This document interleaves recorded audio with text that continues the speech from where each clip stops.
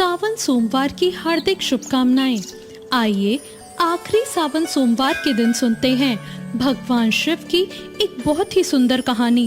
किसी गांव में एक निर्धन ब्राह्मण अपनी पत्नी और बेटे सोनू के साथ रहता था। ब्राह्मण को जो भी भिक्षा मिलती उससे वो अपने परिवार का भरण पोषण करता था। एक दिन ब्राह्मणी बोलती है, मुझे अपनी कोई चिंता नहीं है, मैं तो भूख प्यास भी सहन कर सकती हूँ, पर सोनू को भूखा मुझसे नहीं देखा जाता। ब्राह्मण कहता है, तुम ठीक कह रही हो, मैं तुम्हारी भावनाओं को समझता हूँ, लेकिन मैं अपने भाग्य को नहीं बदल सकता। लगता है हमारे भाग्य में निर्धन रहना ही लिखा है। ब्राह्मणी कहती है, भाग्य के भरोसे बैठना मूर्खता है, मेहनत करके हम अपना भाग्य बदल सकते हैं। आपको शहर जाकर कमाना चाहिए और देखना भगवान भोलेनाथ की कृपा से हमारा भाग्य जरूर बदल जाएगा। ब्राह्मण कहता है, तुम ठीक कह रही हो, पर मैं क्या काम करूंगा? मुझे तो पूजा पाठ के अलावा कोई दूसरा काम आता ही नहीं। ब्राह्मणी कहती है, तो ठीक ही है ना, तुम शहर जाकर पूजा पाठ करो, वहाँ अच्छे पैसे मिलेंगे और क्या पता हमारे दिन फिर जाएं।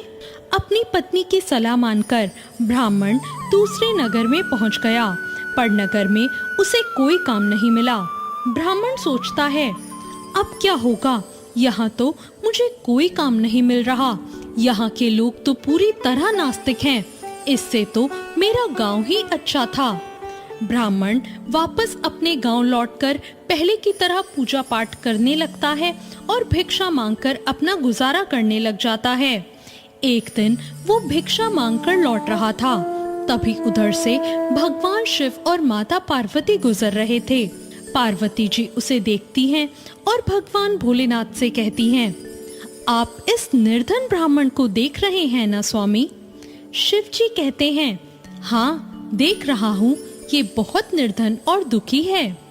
पार्वती जी कहती हैं, ये आपका भक्त है स्वामी, आप इसके दुख को दूर करें, मुझसे इसका दुख देखा नहीं जाता।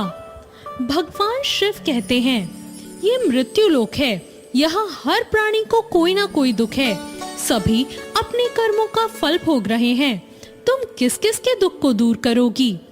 पार्वती जी कहती हैं, स्वामी आपको उस निर्धन ब्राह्मण को धनवान बनाना ही होगा। भगवान शिव उन्हें समझाते हैं और कहते हैं, वो भाग्यहीन है, उसके भाग्य में दुख और गरीबी ही है, वो कभी धनवान हो ही नहीं सकता। लेकिन